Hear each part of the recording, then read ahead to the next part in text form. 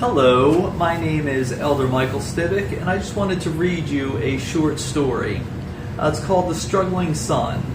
A man's 17-year-old son came to him one day upset because he was going through a difficult time. He had been having trouble with school for a couple of months. He was very bright, but he had difficulty focusing.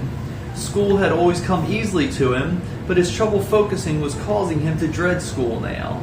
He and his girlfriend had broken up recently. He was fighting with his best friend. Now his aunt, who he was extremely close with, had passed away a few days before. Why does God let these things happen? He asked his father. His father thought for a moment and then asked him, "Sometimes when you come home from track practice, you tell me you ran so hard that you almost threw up. When your body aches and you feel sick, does that feel good?" "No," the son replied. "So why do you keep pushing yourself?" the father asked. "So I can do better at the meets," the boy answered. I think that's a big part of the reason God allows us to go through stretches like this. First, it makes us stronger for race day. Second, it forces us to push past what we believe our limits are. This way, when we begin the great work He has for us, we may endure. God allows us to experience these things to prepare us for the great plans He has for our lives. That is an excerpt from my most recent book, the Book of Parables. That particular parable is followed by 5 days of scriptures and reflections to help encourage us to endure and push through when we're going through difficult times. After all, the athlete struggles at many times during training and during competition. They experience a lot of victories, but they also experience defeats.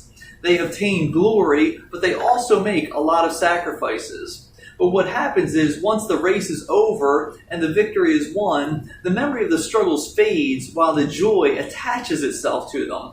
Why else would they continue in their training if this wasn't the case?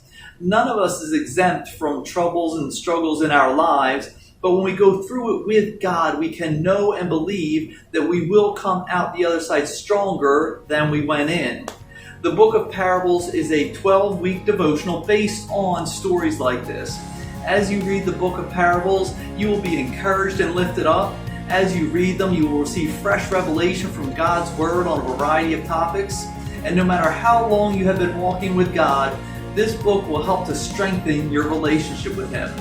It is great to read on your own individually, but it can also be used in ministry as a guide for small group discussions or for weekly Bible studies.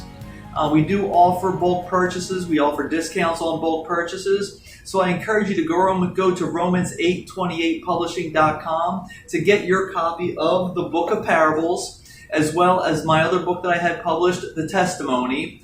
While you're there, I encourage you to stay, view some of the videos that we have that will help you to understand God's Word better, and come back frequently because we will be continually updating our products, our services, and the videos that we have available on the site. And I want to encourage you with one last thing. If the giant that you're facing right now seems too big for you, don't focus on that giant. Focus on all the giants that God has already defeated on your behalf. God bless you. I look forward to hearing from you, and I hope you have a blessed day.